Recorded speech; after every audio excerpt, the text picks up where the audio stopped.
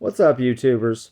So, a few comments I want to add to the shooting community, just so that everyone is aware of something.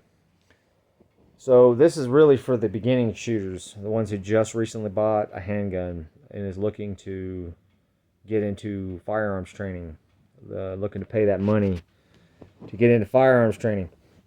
The fact of the matter is, I've been shooting over 10 years, and I've never had hardly a bit of firearms training with a pistol. With a rifle, plenty. And I can hit somebody at 300 yards with an M16 for sure. It's semi-automatic.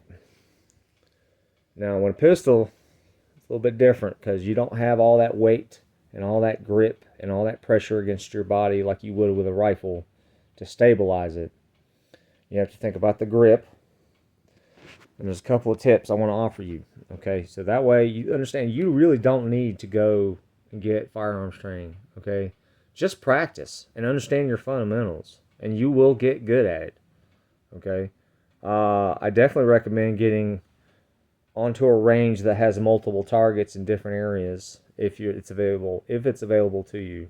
But if you're just using your standard indoor range and you're just trying to hit the target at the maximum range just so you can get better marksmanship, well, first of all, you got to learn how to shoot close. That's the number one thing. You got to understand your point of aim and your point of impact and how that works. And with a pistol, it's not really that adjustable. Why there's windage sights on a pistol, I don't know. You're not going to be sniping somebody at high winds. And besides, to change the ability to left and right on the pistol doesn't really make a lot of sense. A pistol is quick draw combat for self-defense at close range. That's the only purpose for the sight, is to be able to raise it up, quick, shoot, and then be able to hit the guy.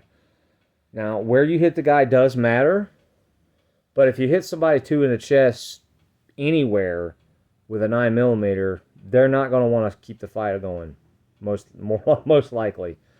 That's really all you need to do, though, is understand your fundamentals to be able to hit something, to hit your target.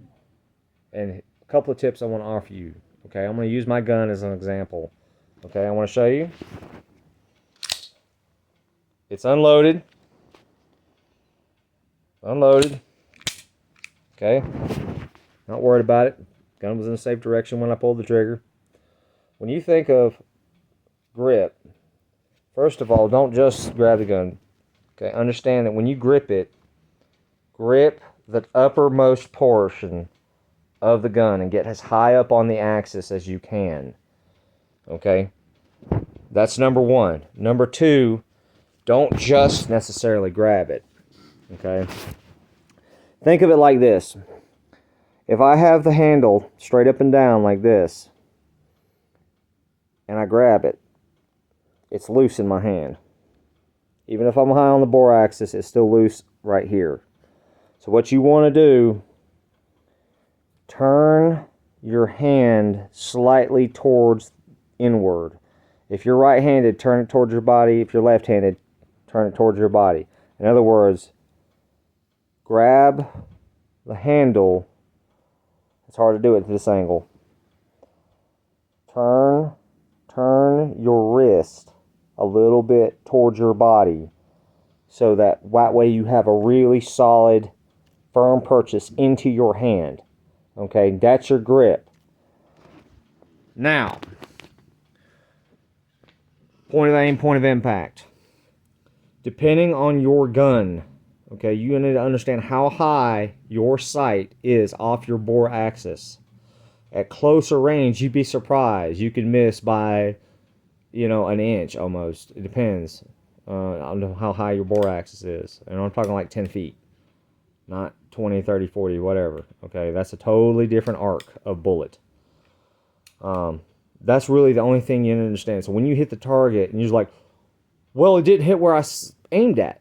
Well, that's because your bore axis is off. Or it's not off. It's designed a little higher than it normally is. This one in particular, the Springfield XDE, has a high bore axis on the sight for what it is, a pistol. Okay. So it's going to shoot just a little bit off at closer ranges.